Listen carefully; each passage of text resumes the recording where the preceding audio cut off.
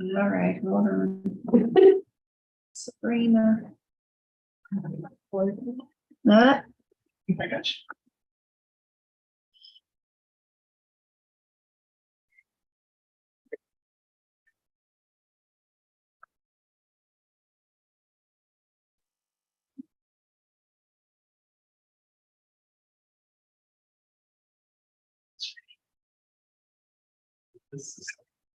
Good. I'd like to call to order the regular board meeting for Greeneview Local Schools Board of Education on October 19th, 2023. Please call the roll. Suzanne Arthur. Chris Bailey, Here. Scott Powers, Present. Megan Smith, Here. Teresa Wallace. Here. We have a quorum. Do you have a pledge of allegiance? I pledge allegiance to the flag of the United States of America and to the republic for which it stands, one nation, under God, indivisible, with liberty and justice for all.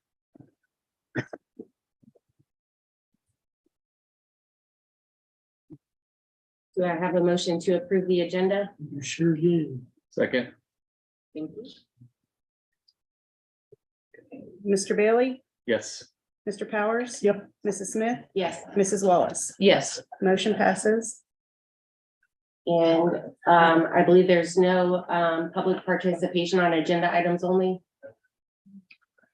Okay. We'll move on to item 2, the presentation on character strong.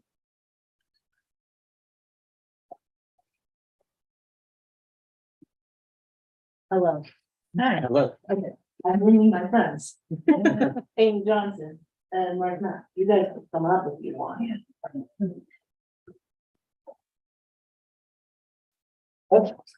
So Dr. Woodruff asked us to share a little bit about Character Strong.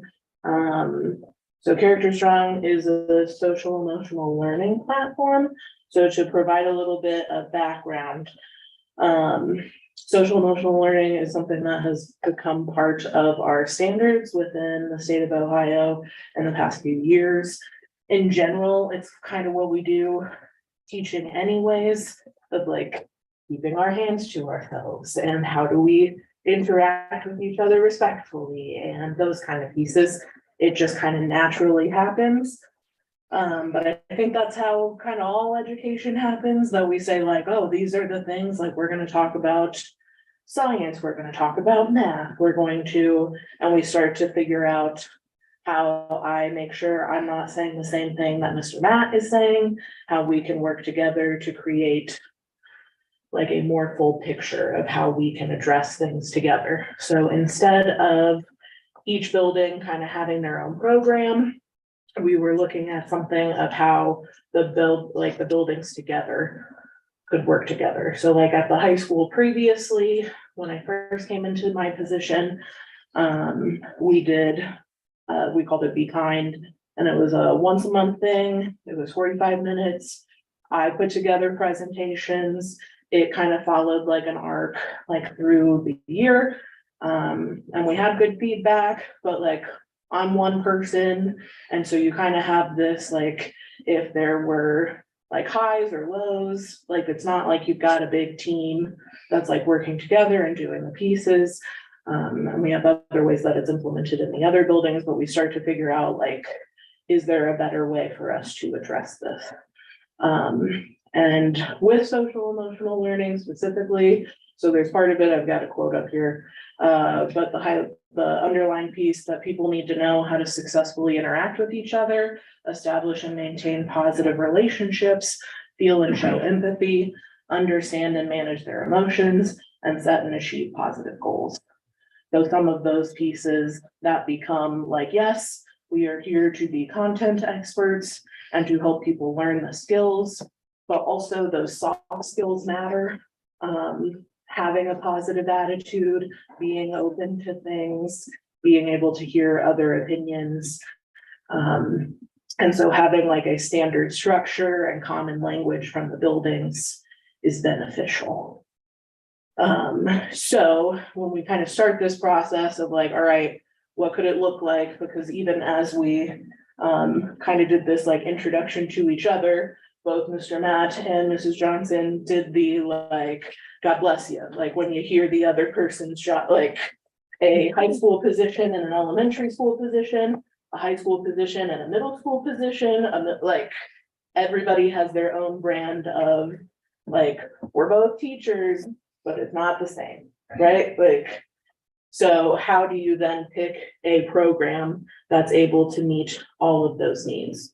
So before we picked a program, we started this process through the district leadership team. So it started in March. And generally what happened is that Dr. Woodruff and I kind of went together with some of the social emotional learning platforms that she knew of. And then I kind of started the process of like what's out there, just generally doing like an inventory of options. And so we go from options, we narrow it down to 9. And within the district leadership team, the best way I can describe it is we did a little bit of speed dating with our SEL programs. So what it looked like is that essentially you guys are all sitting like that. We had something at each station that was a different SEL program, and you and a partner would go through. You had like 3-ish minutes. Each of them had like an overview that we had done, like what is the program? What are the positives? What does it do grade level wise? How much does it cost? What is an example of a lesson? Any of those pieces. And then they had a Chromebook, and you go through each, and we had a rubric, and you kind of scored each of the things. So it starts off kind of crazy. Whoa, drinking from a fire hose. But then you kind of go through the rest of it and you start to see like, oh, I liked this part, but I didn't like that part. Like this covers this content, but it doesn't cover that. So we kind of took the 9, and from those rubrics, we were able to take, because they were numbered, we were able to find the top 3. So across the board, there was a clear delineation of like, here are 3, and really even then, here are 2, and everything else is here. So within that, we created an SEL committee. So we started with some of the people from the district leadership team, but it was open to anyone. There was an invitation in the RAM page of, if you're interested in SEL, like come hang out. We're going to take these 3 programs and interact with them as much as we can. So over the course of March to May, we would do meetings at the middle school or at the high school or whoever was able to come. And we did demos with each of those 3 programs. So with each of the programs, some of them had their own version of things. So like Character Strong, which we ended up selecting, has a platform that is pre-K to 5, and then they have a platform that is 6 to 12. So like there were 2 different demos that we went to because they're 2 different pieces. Some of the others had like a one-shot. So you just kind of, so we go through those, we take feedback, we work together, we go through all of the notes. And really, it was a pretty clear answer that Character Strong was the way that we wanted to go, like above and beyond any of the other options. It was accessible. It was in the scheme of curriculum platforms, affordable, and everything that happened from even when I was doing stuff for the speed dating. There were programs that like I would try to get like an example lesson, and like everything is under like lock and key, and we're hiding it back here. And you have to talk to my sales guy, and I can't tell you what the answer is. And like, and if they gave me something, it was like this much, like it was teeny tiny. And I really liked about Character Strong, which has really tracked overall, that Character Strong's position was like, we know we're good. And like, if you want to benefit from one of our resources and you don't come back to us, cool, but like, you're better for having interacted with us anyways. And so that made things like, it was easy, it was simple, it was straightforward. It was all of the things that we've like seen it to be. So after interacting with Dr. Woodruff, we go ahead and pull the trigger with Character Strong. So over the summer, we do some of the implementation prep. They had a survey for us so we could have an idea of what staff priorities were. We did some meetings with the admin team. We were able to do in each of the buildings a 2-hour professional development from their staff. So we heard it directly from the source. And then Character Strong is like very intent on the fact that, like, you talk about implementation. This isn't just something that you do once and like set it and forget it. They're very clear that within education, we have a flavor of the month situation. I have a need, I select a program, we set it and forget it. It doesn't meet the needs. We decide to start a new one, like, and it just becomes this cycle. And Character Strong fights hard to keep that from happening. So we kicked off the school year in September, waited until that first week after Labor Day, let everybody have a little bit of a chance to get into the swing of things. And then we started at each of the buildings. The high school actually started second week of school. And we'll kind of talk about that from there. Generally, so one of the things that is interesting about Character Strong is that usually when you talk about social emotional learning, it usually starts as an elementary program. And then they're like, oh, kids get older. Like, how are we going to make this work for high school? Character Strong actually started as a high school program and they scaffolded it down. And so the way that they do the 6 through 12 program is this focus on first we have to know things to then impact how we do things. So you can't just act better if you don't know why what you were doing before was bad. And so it kind of becomes this like two-handed piece. But ultimately, the 3 focuses are well-being, belonging, and engagement. So the same thing works out in the elementary school, but even then, when we're talking about the middle school and the high school, even though all 3 of those things are the focus all the way through, each of the like grade levels has a way that they are focusing like on a specific content. So like 9th grade says, how do we create a school where everyone feels like they want to be here instead of feeling like they have to be here? So if you're looking at 9th grade, you're coming into a bit like you're earning credits and moving towards graduation. So you're talking about like, how do I impact this building? 10th grade says, how can I cultivate well-being in my life and the life of others? Cool, now I'm a sophomore, I'm in the building, I'm doing the things. How can I be content within myself? 11th grade, what can I do to fully engage in my life now to prepare me for a meaningful life outside of high school? Okay, now you're taking the ACT and you're looking at colleges. And so like all of the pieces that are life related also feature in the content, still keeping that well-being, belonging, and engagement all the way through. So I really like that.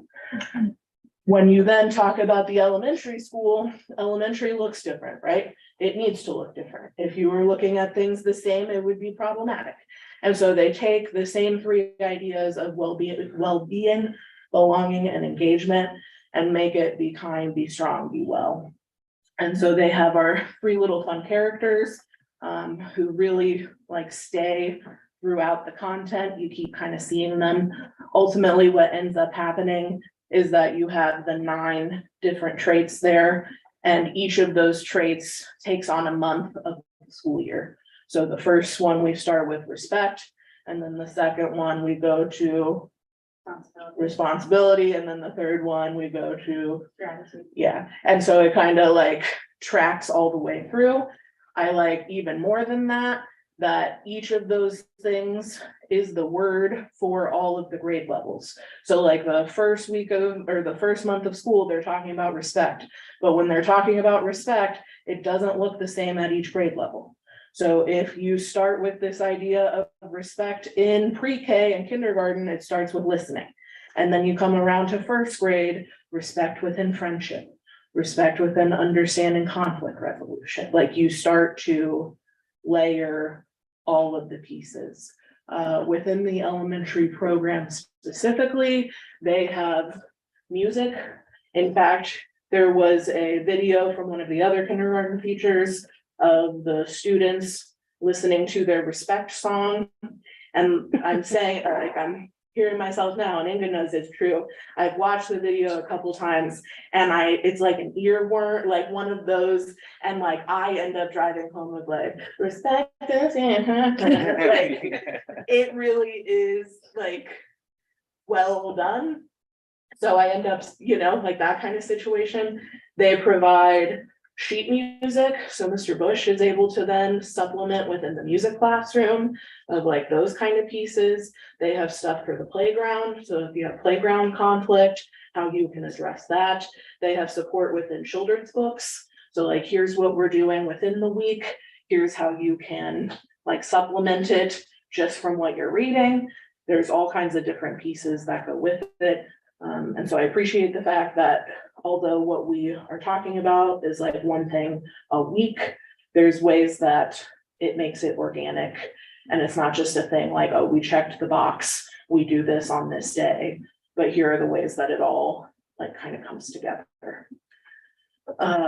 So generally looking at the structure, each of them, which I appreciate this, follow, like this is the general structure of each of the lessons. So it works out differently at each grade level. 9 through 12 and 6 through 8 are very similar to each other. They are intended to be similar to each other. They are different in the way that like some of the activities work out, that a 6th grader is going to be into things that are different than a 12th grader. And so they kind of talk differently in the things kind of like cool back a little in 9th through 12th grade. It can't be too exciting or they're gonna turn away. They're too cool for that, Mr. Bailey. So you start with this warm welcome. They have community building, so there are games, and the feedback has largely been they love the games. So much so that we've had teachers talk about like, all right, we got to play less games because like we got to get to the rest of the stuff. They're excited about it. The content's kind of in the center. At the high school and the middle school, they do a character dare or a 2B challenge. And generally it's like an easily accessible item that they're trying to get you to think long-term. You're not graded for it. You don't have to do it. It's just generally kind of planting the seed. So like one of the things the past couple of weeks is like go to an event that you likely wouldn't go to.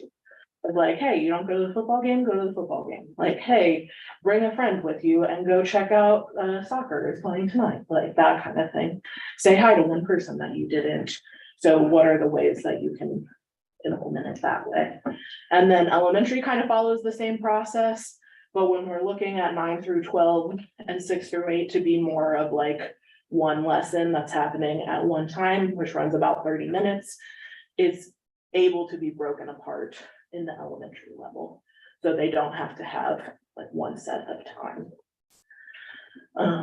So I'm going to hand it over to my friends here to talk a little bit about what implementation looks like, generally student staff response, how it has affected the buildings, and really anything else you would like to share. Okay. At the high school level, it is a 30-minute period for us. It is after third period, which means the students have been there for a couple hours, they're awake, and they're into their day. They stay in their third period class. For me, that's sophomores. I'm co-teaching English at that period. And by grade level, I appreciate that it is a weekly thing. One of the challenges with before that Britt alluded to is that when it was 45 minutes once a month, it was kind of like, hey, we're just doing this thing. Whereas we're being consistent and are coming back to it.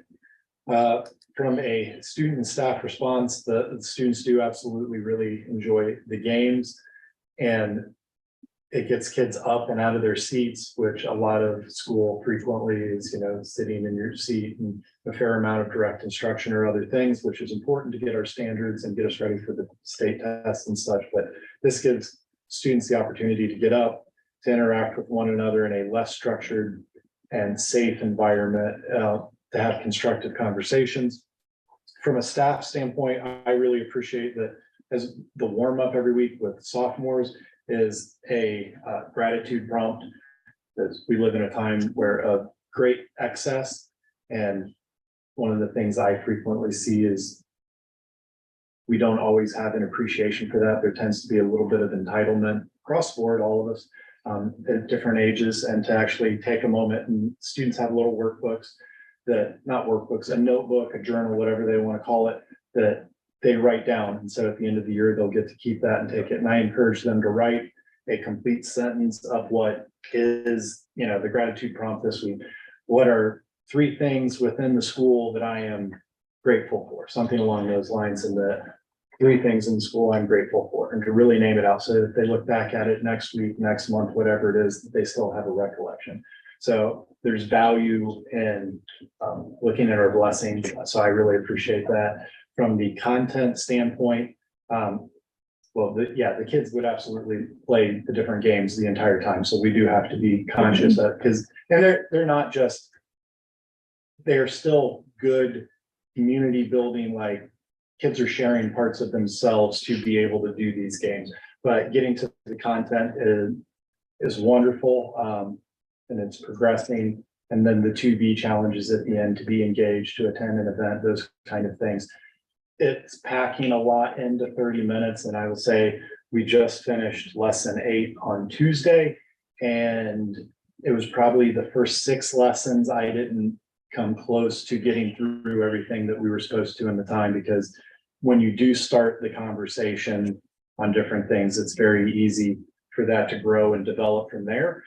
And then it's like you only have a short amount of time, or you don't get to the final thing. So I'm getting to the point now where, like, I preview the lesson, take 20 minutes or so to make sure I know what it's going to be about, and have a good idea of how I can direct things and move in a timely, orderly manner. And so feeling like I'm finally getting a sense of it after 8 weeks, I feel pretty positive about it.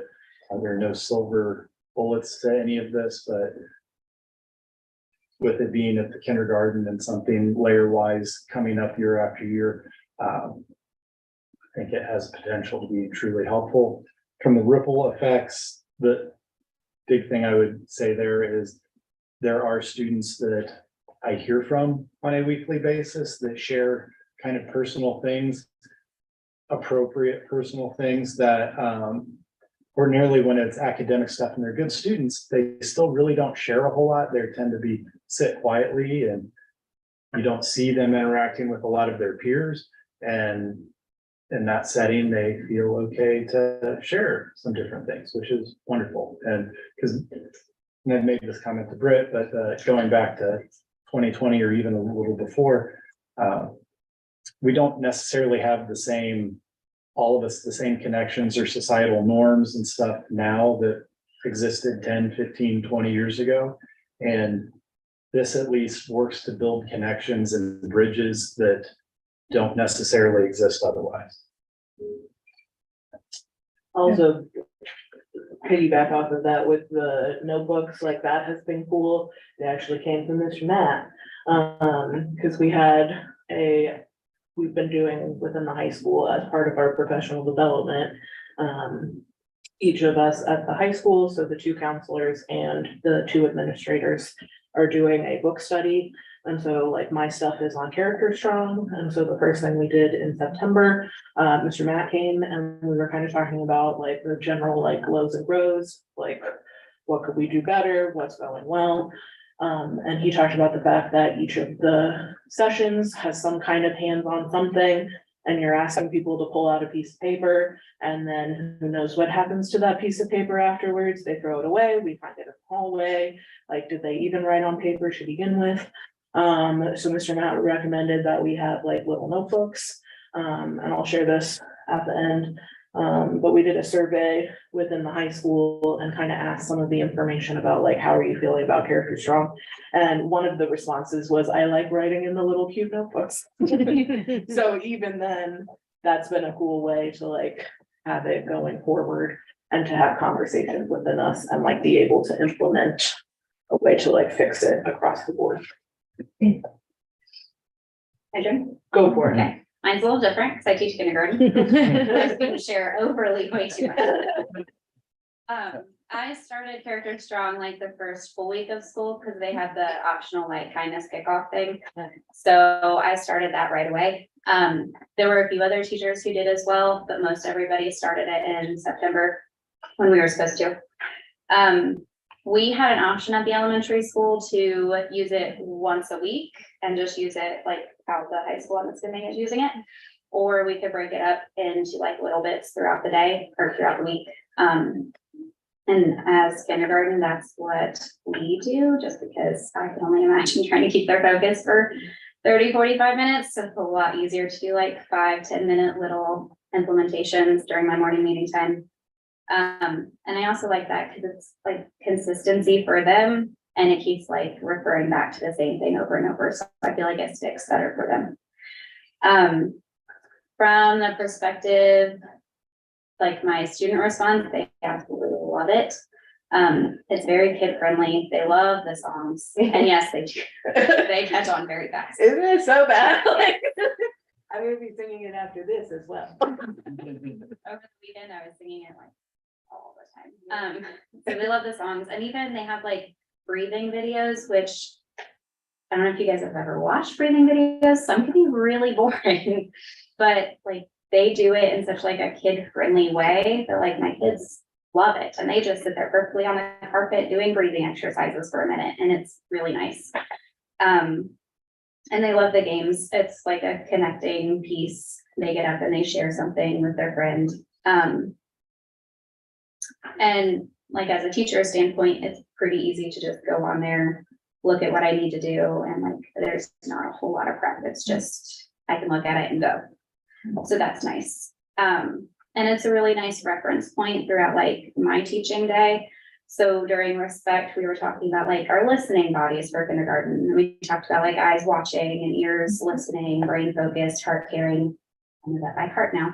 Like we made a listening body and we put the poster on the wall. So like if I start a lesson and we're not all engaged yet, I can be like, oh, are we using our listening bodies?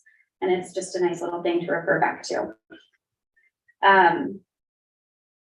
And as the like ripple effects, we've seen like the little kindergartners, which is actually so cute, but they've used words like respect and responsibility in pretty appropriate manners too. They'll be like, oh, he wasn't showing respect to me because he took my pencil.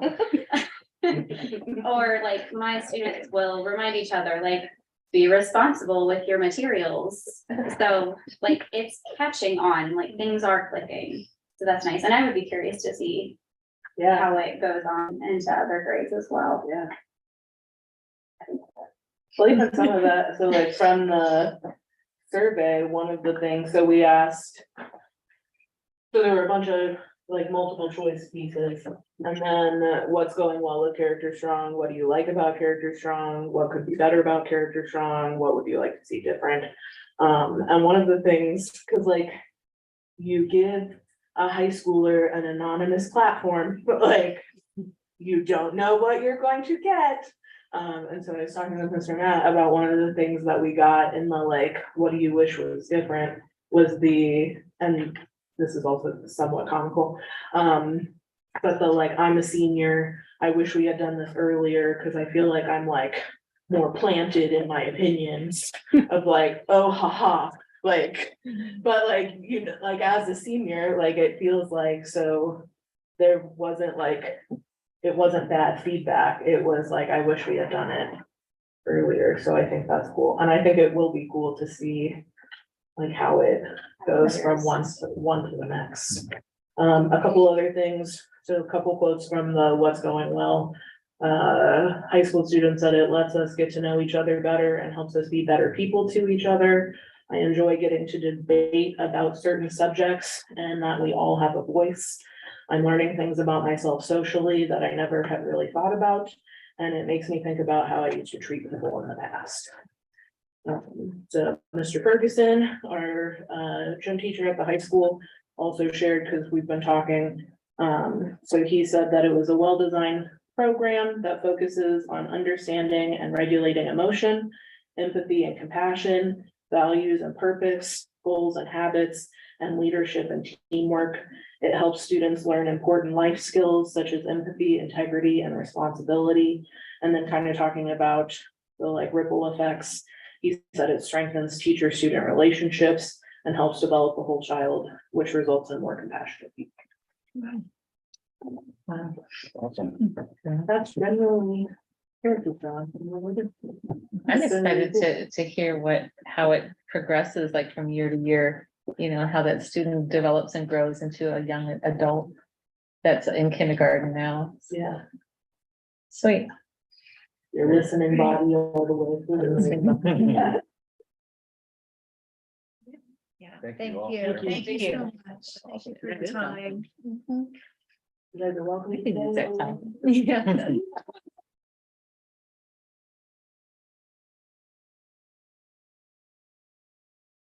Yeah. I can use it.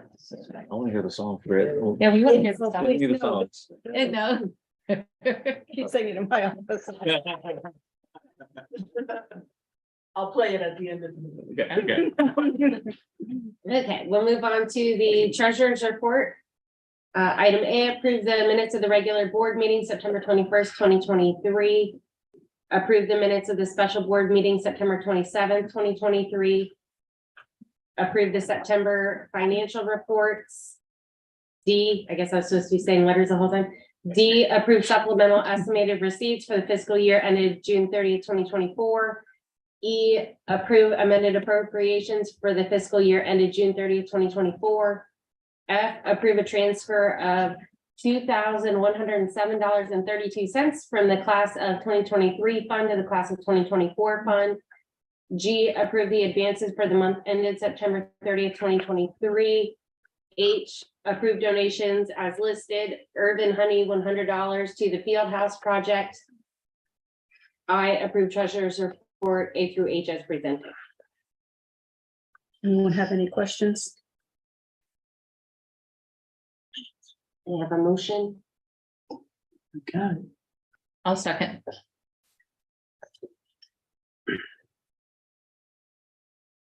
Mr. Bailey?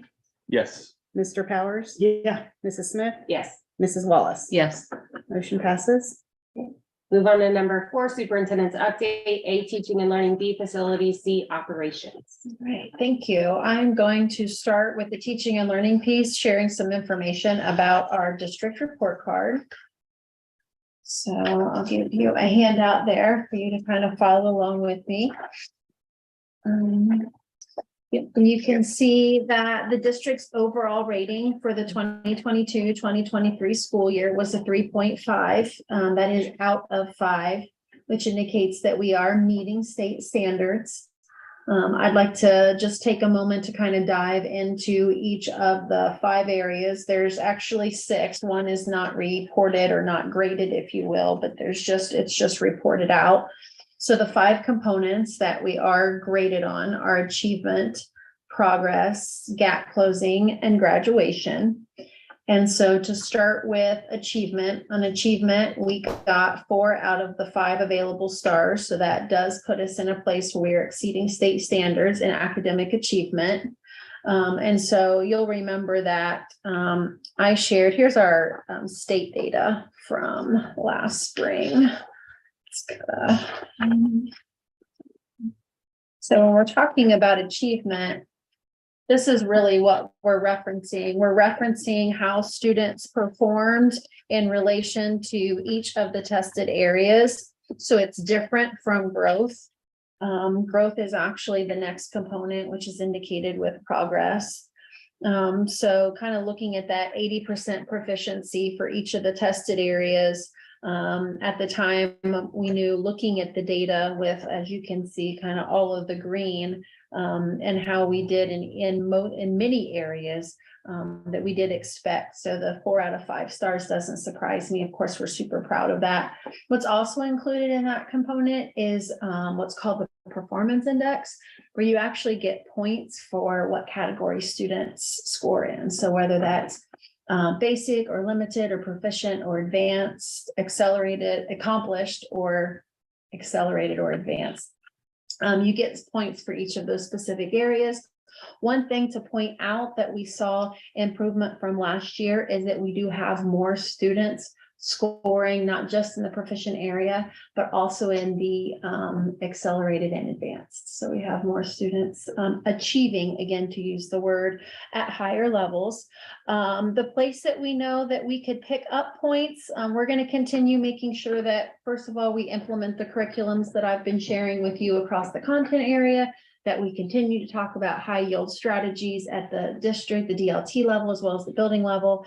But how do we get to, like, how do we get over that, get to those 5 stars? Just making sure that we continue to improve, but also we're leaving some points on the table with some of our gifted students and our acceleration students that I think can also kind of beef up that performance index score. So a lot to be proud of with the achievement component.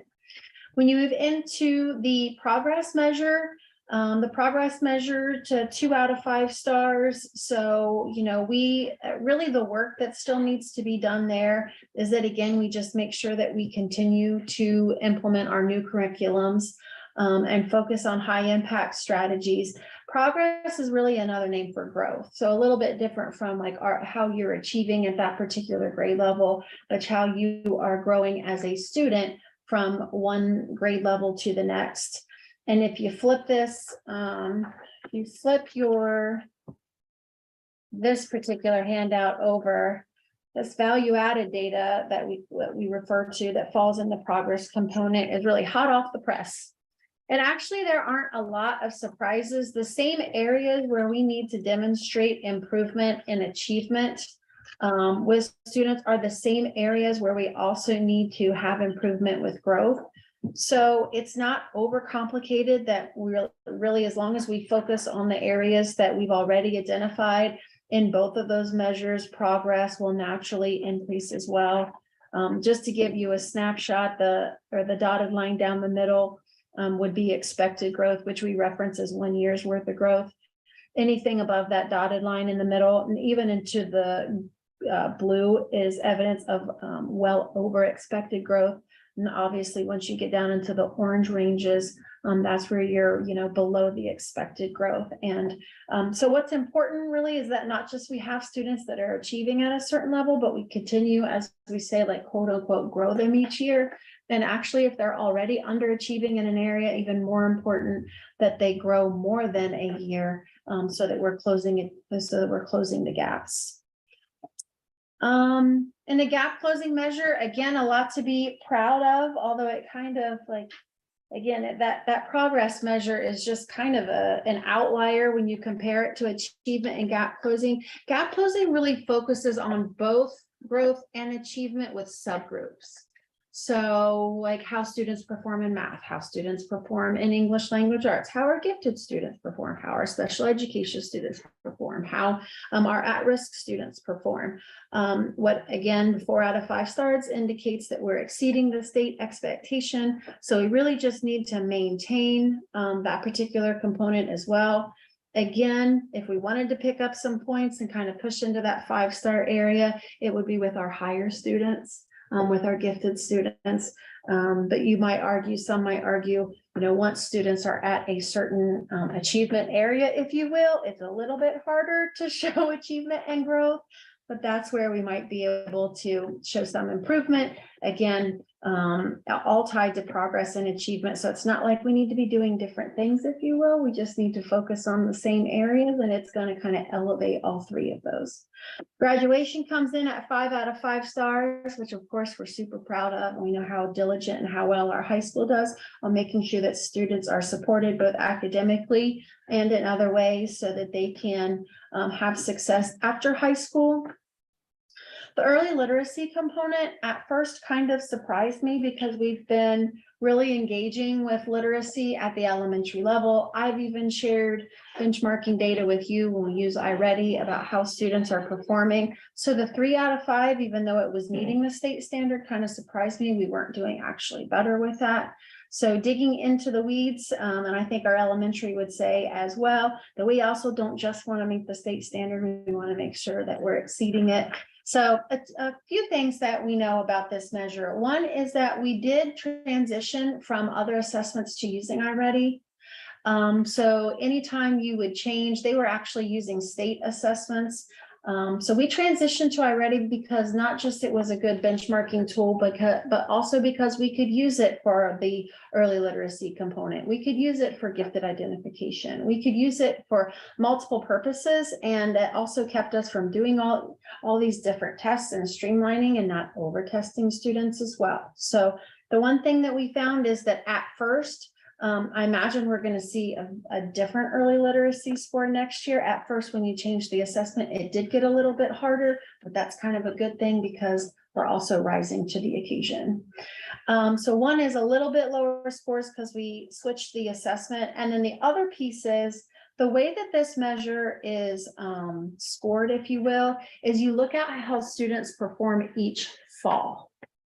So from fall of kindergarten to fall of first grade, a little different than say state data. And we look in the spring and we see how we did during the year. But for the early literacy diagnostic, they don't have OST scores. So you're looking at their benchmarking data from fall to fall. So how did students grow, or from kindergarten to first grade to second grade, and second grade to third grade? I'm going to give you one more handout because I want to demonstrate the growth that we've already seen that should again be represented on our next report card.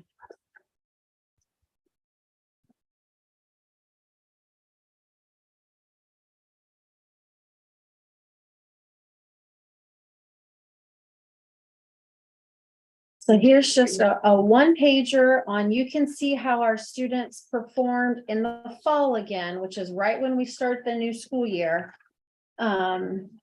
You can look at 2022 and 2023, the way the state has us report, which is how we have to report it. It doesn't make a whole lot of sense to me when we're talking about kids being on track or not on track when they start the school year, but those are the rules that we have to follow. So again, we benchmark students in the fall with our iReady assessment. And then, those students are kind of categorized, if you will, or as they are on track or they are off track. And so what that component on the report card requires is that we move students as you go through the grade levels to be more on track, if that makes sense. So the students that are off track in kindergarten, you need to move them to on track in first grade. Students that are not on track in first grade, the goal is to move them to on track, and so on and so forth. So just if none of that made sense, just if you just eyeball what the percentages were on the on track column in 2022 compared to what the percentages are in the on track column for 2023, you can already see that there's, I'll just average about a 10% increase already. So that should be reflected on next year's report card. And then you have the problem of, as I shared some of the data with you throughout the year last year, that based on our numbers, having so few students who are not on track, again, it's difficult to play the percentages from to ensure that they improve, if you will. So that's kind of an idea. Again, we anticipate that that improving K-3 literacy percentage will go up next year based on really this handout alone that I've shared with you already. And then the final piece there is college, career, workforce, and military readiness. They don't give a score on that yet. They report out on things like how many students are getting an honors diploma, how many students are scoring remediation free on the ACT, how many students are getting a industry credential, how many students are getting, above a 3 on their AP exam, things like that. And right now, not unlike many other districts, our score is around the 50% range, which is actually higher than it was last year. So we'll keep chipping away at that. And they say that at the earliest, we'll see a grade for that in 24-25. So it'll be interesting to see how that component stays or goes or changes as we progress through. So I just wanted to give kind of a brief overview there. We have a lot to be proud of, and we already know the areas of which that we're giving attention to, that we know that we're going to see growth and improvement for next year.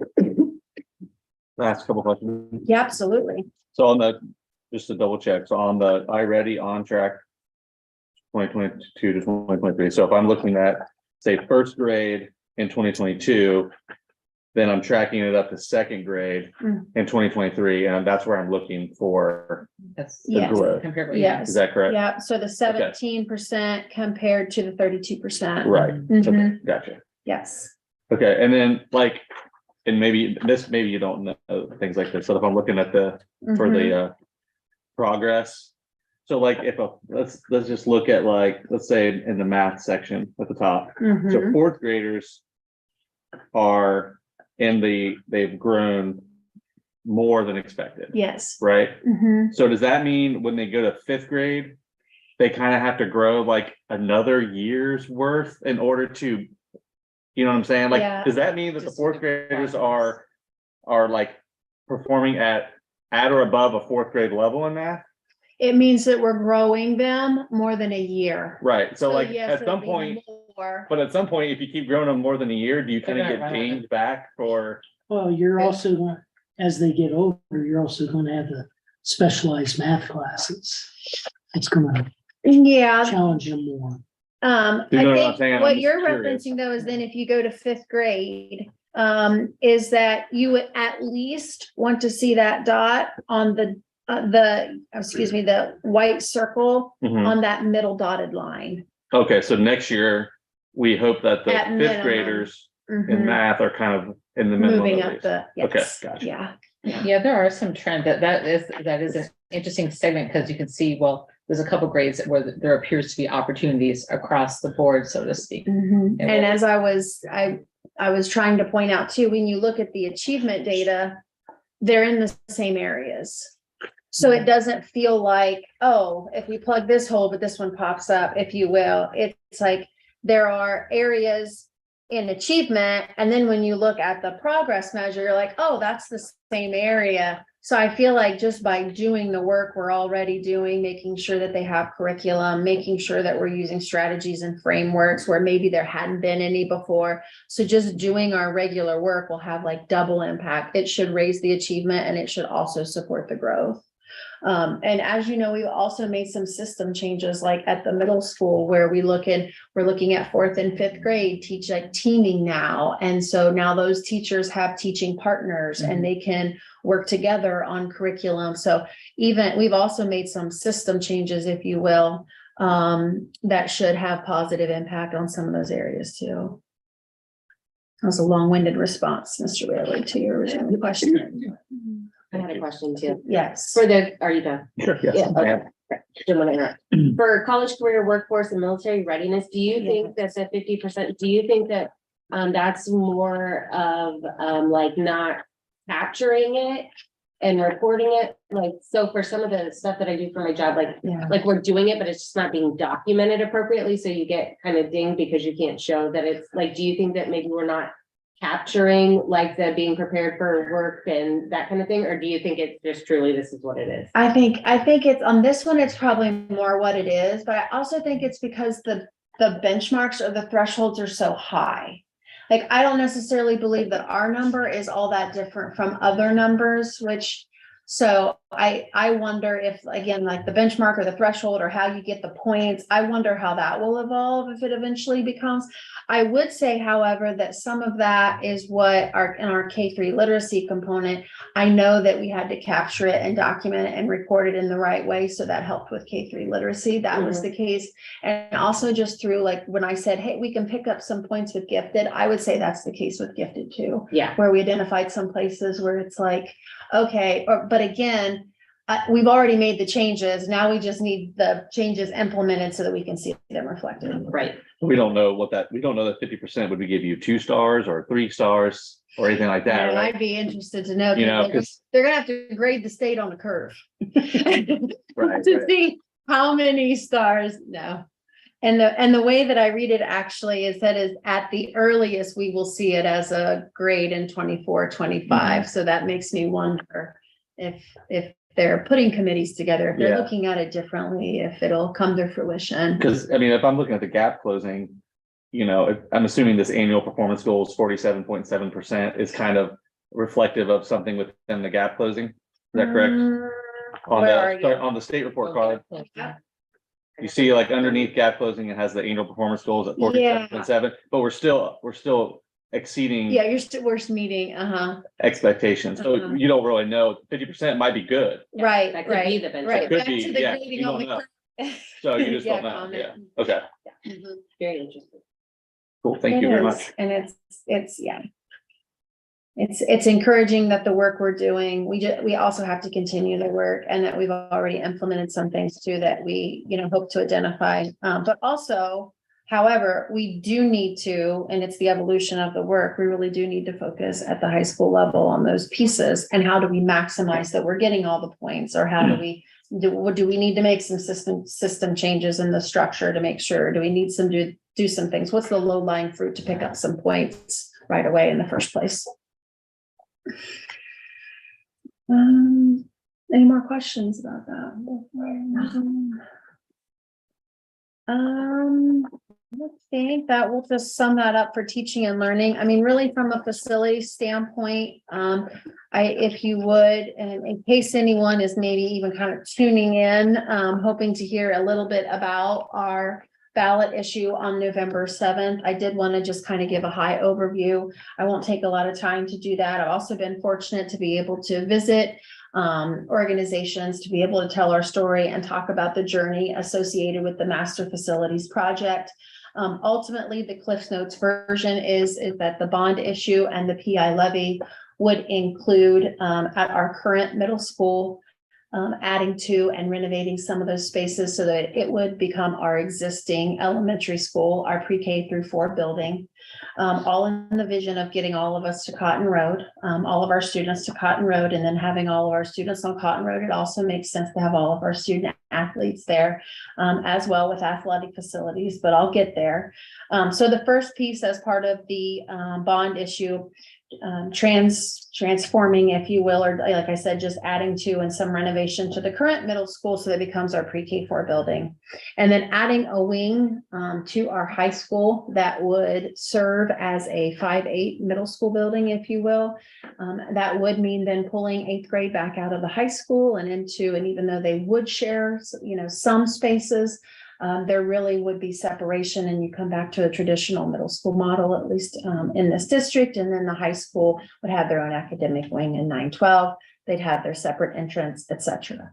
So also included in the bond issue is moving the field house from its current location here at the stadium to right behind the high school, where we have 45 acres there. There is enough real estate there, if you will, to include the field house as well as practice fields, again, all included in the current bond issue, with the thought of later that we would ultimately move the stadium over there. Until that happens, that's not a part of what we're taking to the voters on November 7th. Until that happens, then the current stadium here behind the elementary would be saved for competition only.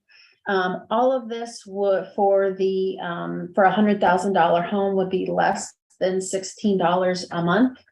As part of the savings to get us to the less than $16 a month is that we are in a co-funded project with the OFCC, where they are picking up 62% of the cost. Of course, that leaves the 38% have a local share for us.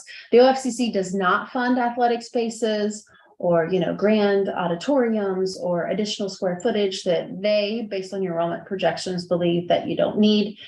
So their 62% of on the entire project actually takes off a third of the price already, with also some federal dollars that we've saved as well.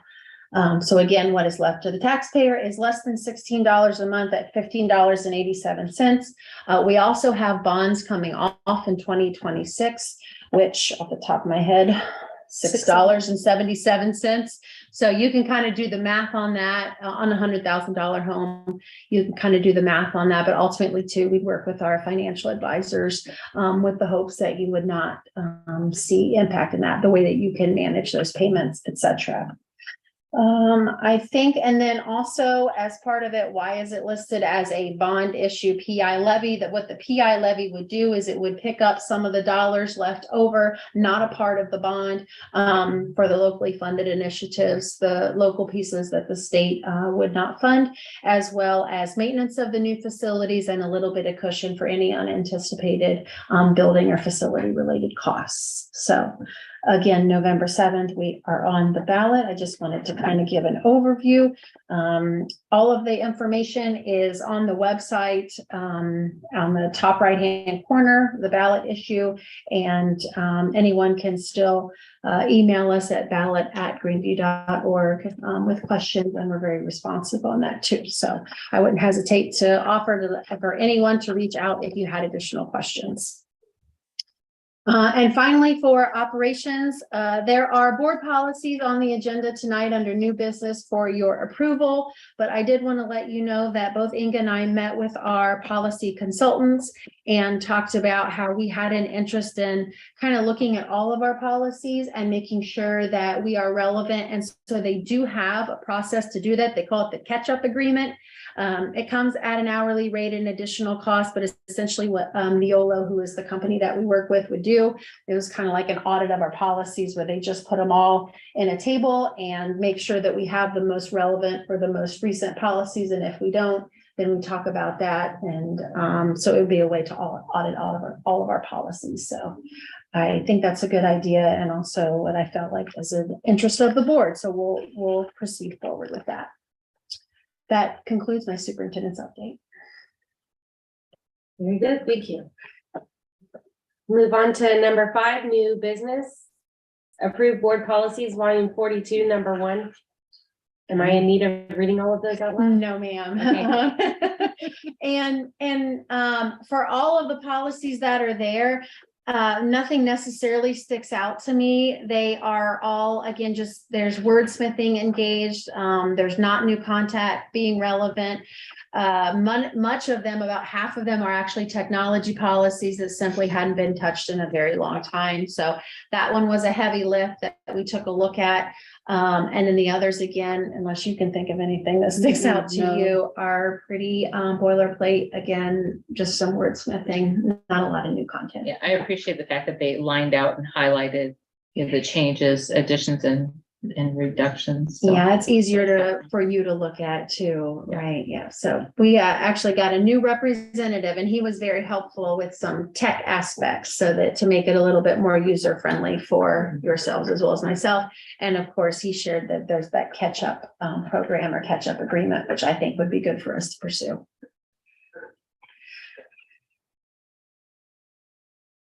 Do I have a motion? I'll make a motion. Sorry. I'll second. Thank you. Mr. Powers, Yeah, Mrs. Smith, Yes. Mrs. Wallace, Yes. and Mr. Bailey. Yes. Motion passes. On to number 6, personnel. A, approve Michael Ousley Middle School PM custodian 1-year limited contract. Step 2, start date October 23, 2023, contingent upon proper certification, background check, and completion of required paperwork. B, approve Michelle Wellborn Elementary Cook 6-hour position 1-year limited contract. Step 3, start date October 16, 2023, contingent upon proper certification, background check, and completion of required paperwork. C, approve Jessica Davidson Elementary Classroom Aide 1-year limited contract. Step 0, start date October 20, 2023, contingent upon proper certification, background check, and completion of required paperwork. D, approve following high school supplementals for the 2023-2024 school year. District Printing Advisor Molly Beam. E, approve the following classified substitutes for the 2023-2024 school year. Building Assistant Bus Aide Kayla Miller, Hannah Wolf. Cook Kayla Miller, Hannah Wolf. Contingent upon proper certification, background check, and completion of required paperwork. F, approve the following supplemental coaches for the 2023-2024 school year. Buckle up. Kyle Polk, boys varsity head basketball teacher. Mark Matt, varsity wrestling head teacher. Ethan Brads, boys JV basketball head. Rachel Strickle, girls JV basketball head. Dave DeBoard, head bowling. Heather Eskies, head varsity swim. Trent Olds, varsity wrestling assistant 90% teacher. Dana Matt, varsity wrestling assistant 90%. Matt Hendricks, varsity wrestling assistant 70%. Taylor Stinson, varsity wrestling assistant 30%. Colin Matt, varsity wrestling assistant 20%. Ashley Pearson, varsity basketball cheer. Michael Beagle, boys 9th grade basketball head. Michael Turner, girls varsity assistant. Danny Webb, 8th grade boys basketball head. Blaine Saunders, 8th grade girls basketball head. Josh Carter, 7th grade boys basketball head. Chris Sonneman, 7th grade girls basketball head. Regina Heim, assistant bowling teacher. Derek Jimenez, middle school wrestling assistant, 40%. Ben Pike, middle school wrestling assistant, 30%. Caleb Allen, middle school wrestling assistant, 30%. Emma Scheckner, varsity basketball cheerleading assistant. Ryan Haynes, winter site coordinator. Ryan Haynes, winter strength coach. Volunteers, David Bradds, middle school girls basketball assistant. Wyatt Irwin, high school boys basketball assistant. Jason Strickle, high school boys basketball assistant. Sam Hook, high school wrestling assistant teacher. G, approved personnel items A through F as presented. Is impressive. Second.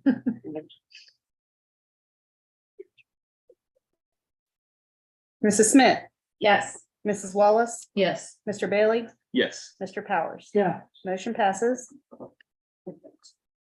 Number 7 is for discussion only. We do not have any for that. Number 8, comments, questions for non-agenda items, invitation for public participation on non-agenda items only. We have none. Number 9, adjournment, motion to adjourn the meeting.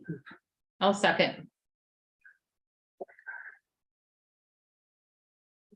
Mr. Bailey, Yes. Mr. Powers, yeah. Mrs. Smith, Yes. Mrs. Wallace. Yes. We are adjourned. Been